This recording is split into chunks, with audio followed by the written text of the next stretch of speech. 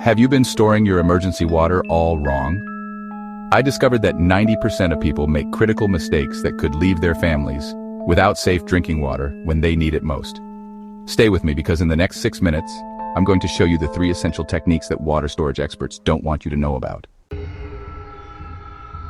Imagine turning on your tap during an emergency and nothing comes out. No water for drinking, cooking, or cleaning. This isn't some distant apocalypse scenario. It happens thousands of times every year across the country due to natural disasters, infrastructure failures, and contamination events.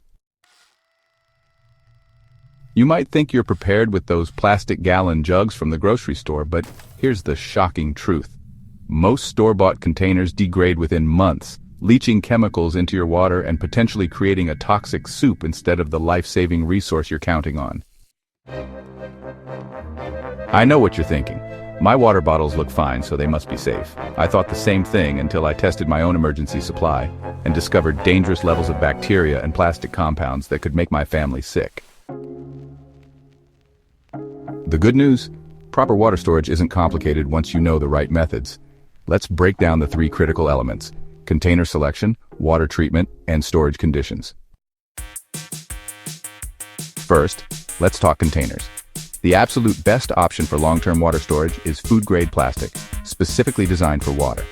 Look for HDPE plastic with recycling code number 2, or invest in specialized water barrels made of BPA-free materials. These containers can maintain water quality for up to 5 years when properly prepared and stored.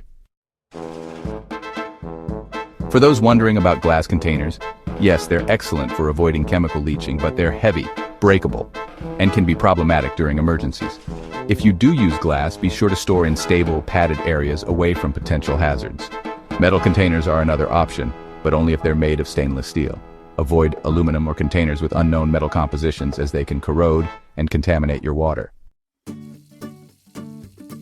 Now for the second critical element, water treatment. Even the cleanest municipal water contains trace elements that can cause problems during long-term storage. Here's my foolproof 3-step process. Pre-clean your containers with a mild detergent and rinse thoroughly. Never use containers that previously held chemicals or non-food items. For city water, add 8 drops of unscented liquid household chlorine bleach per gallon. Make sure it contains no additives, just sodium hypochlorite at 5 to 6% concentration. For well water or questionable sources, you'll need more robust purification. I personally use a combination of filtration and either boiling or chemical treatment before storage. Let me address a common question. Can I just store tap water as is? The simple answer is no. Without proper treatment, microorganisms can multiply, creating potentially harmful conditions, especially in storage lasting longer than 6 months. The third and often overlooked element is storage conditions. Your perfectly prepared water containers can still fail if stored improperly. The ideal storage environment is cool, dark, and away from chemicals or fumes. Keep containers off concrete floors as chemicals can transfer through plastic over time. Aim for temperatures between 40 and 70 degrees Fahrenheit. Excessive heat accelerates container breakdown and can promote bacterial growth. Rotate your water supply every 6 to 12 months depending on your container quality and preparation methods.